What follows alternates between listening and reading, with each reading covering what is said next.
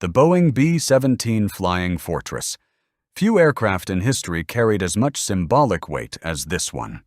Built by Boeing and first flown in 1935, the B-17 became the backbone of the United States Army Air Force's strategic bombing campaign over Europe. It was a four-engine heavy bomber designed to fly high, fly far, and deliver a substantial bomb load deep into enemy territory. What made it stand out was its durability. Crews reported returning home in B-17 that had lost engines, sustained massive structural damage, and still managed to stay airborne. It bristled with defensive gun positions, earning its nickname from a journalist who watched its weapons during a demonstration flight. Over the course of the war, B-17 flew more than 290,000 sorties over Europe and dropped around 640,000 tons of bombs. The Memphis Belle, one of the most famous individual aircraft of the entire war, was a B-17. It became the first American bomber to complete 25 missions over Europe, with its crew intact. The consolidated B-24 Liberator. Despite being less celebrated than the B-17, the B-24 was actually produced in greater numbers than any other American aircraft during the war. Over 18,000 were built, making it the most manufactured multi-engine aircraft in history at the time. It had a distinctive twin-tail design and a high aspect ratio wing that gave it excellent range, often exceeding that of the B-17. This made it particularly valuable in the Pacific theater, where distances between targets were enormous. The B-24 served in every theater of the war and was used by multiple Allied nations. Its most famous mission was Operation Tidal Wave in 1943, a low-level attack on oil refineries in Ploiești, Romania, that resulted in 5 Medal of Honor awards in a single mission, the most ever given for one operation in American military history. Despite its range and versatility, crews found it harder to fly and less forgiving in battle damage than the B-17. The Avro Lancaster. Britain's most effective heavy bomber of the war was a product of necessity. The Lancaster evolved from the failed Avro Manchester, a twin-engine bomber plagued with unreliable engines.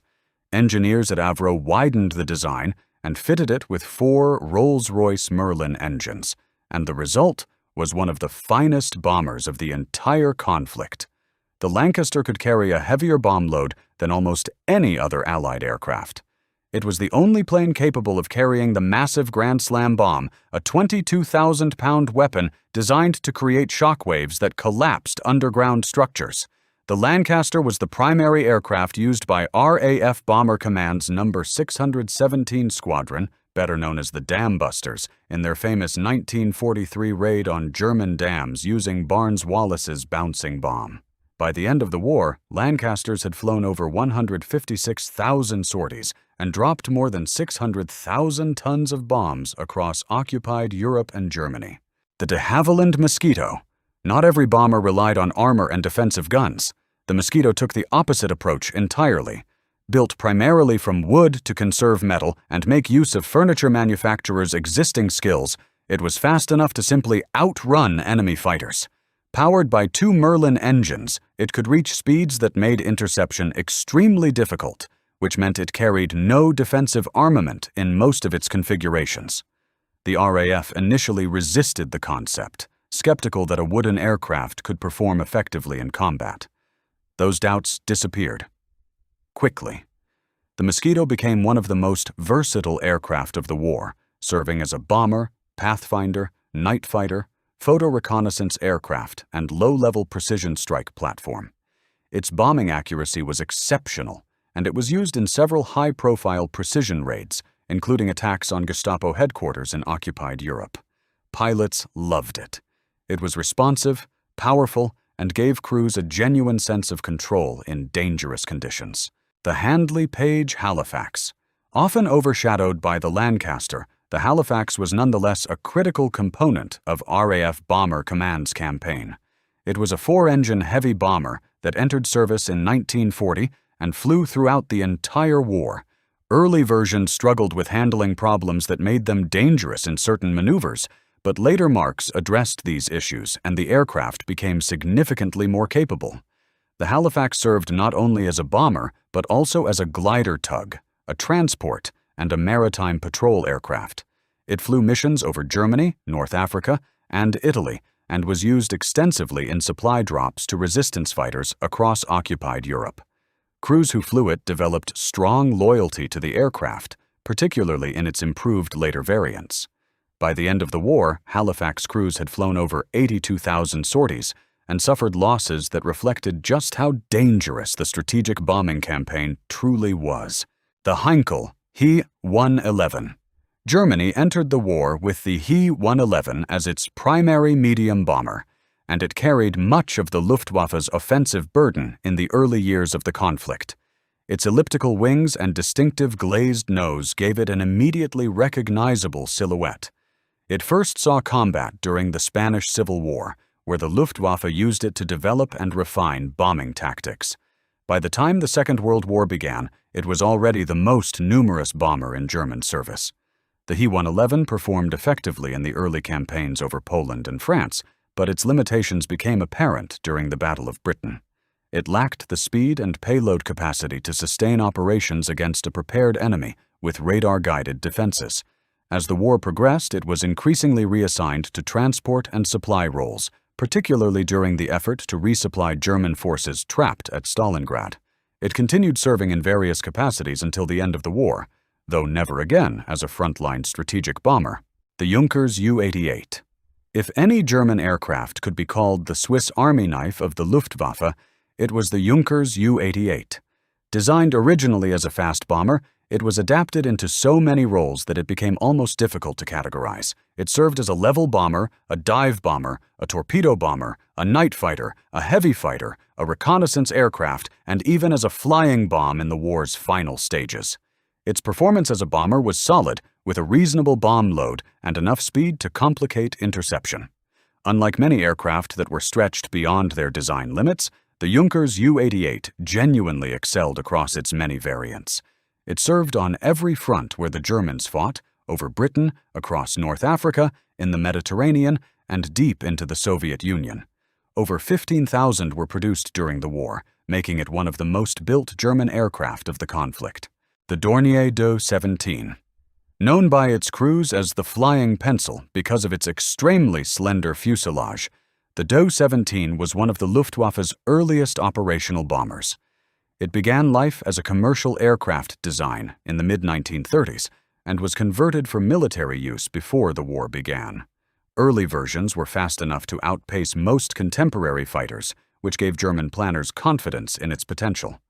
By the time the Battle of Britain began in 1940, however, that speed advantage had evaporated against the newer Spitfires and Hurricanes. The Do-17 also had a limited bomb capacity compared to later designs, which reduced its effectiveness in sustained strategic bombing. It was gradually phased out of frontline bomber service and replaced by more capable aircraft. A remarkably intact Do-17 was recovered from the English Channel in 2013, providing aviation historians with one of the most complete surviving examples of the type ever found, the Mitsubishi G4M. Japan's primary land-based naval bomber was long-ranged, fast, and deeply flawed in one critical way. To achieve the extreme range the Imperial Japanese Navy demanded, designers stripped out nearly all protective armor and reduced fuel tank protection to a minimum. The result was an aircraft that could reach targets thousands of miles away, but would catch fire with alarming ease when hit. Allied pilots gave it the grim nickname, the Flying Lighter. Despite this vulnerability, the G4M played a significant role in early Japanese operations. It was G4M bombers that sank the British warships HMS Prince of Wales and HMS Repulse off Malaya in December 1941, the first time capital ships underway at sea had been sunk solely by air attack. The G4M continued serving throughout the war despite its reputation, largely because Japan lacked a viable replacement. In August 1945, it was a modified G4M that carried Japanese officials to surrender negotiations. The Short Stirling. Britain's first four-engine heavy bomber to enter service in the war was not the Lancaster or the Halifax. It was the Stirling. It flew its first operational mission in 1941 and carried the burden of RAF Bomber Command's early heavy bombing effort. The Stirling had a significant structural limitation built into its design from the very beginning.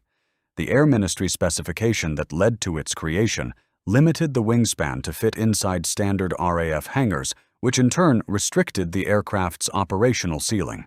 It could rarely climb above 17,000 feet, which placed it well below the Lancaster and Halifax on bombing raids and made it far more vulnerable to flak and enemy fighters. As heavier, higher-flying bombers became available, the Sterling was moved away from strategic bombing over Germany and transitioned into transport and glider towing duties, which it performed effectively for the rest of the war. It remains a largely overlooked aircraft, given that it carried the earliest weight of Britain's heavy bombing campaign. The Petlyakov P-2. The Soviet Union's most important tactical bomber of the war was designed under extraordinary circumstances. Its chief designer, Vladimir Petlyakov, was working under arrest in a prison design bureau when he created it, part of the Soviet system of using imprisoned engineers for military projects.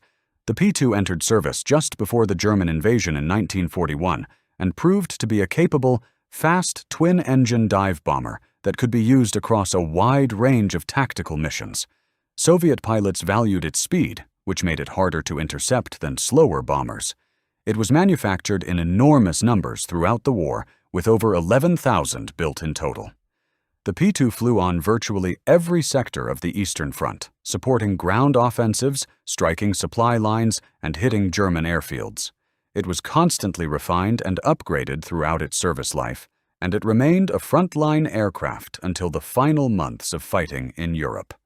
The North American B-25 Mitchell. Named after General Billy Mitchell, the American air power advocate who famously court-martialed himself into history, the B-25 was a medium bomber that earned a reputation for toughness and adaptability.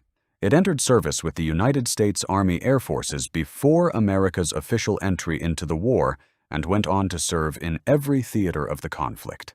Its most famous moment came in April 1942, when Lieutenant Colonel James Doolittle led 16 B-25s on a raid launched from the aircraft carrier USS Hornet against targets in Tokyo and other Japanese cities.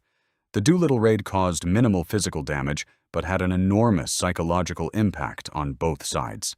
The B-25 went on to serve extensively in the Pacific and in the Mediterranean, where it was used in low-level strafing attacks with devastating effect. Some variants were fitted with a 75mm cannon for anti-shipping work, making them among the most heavily armed aircraft of the war.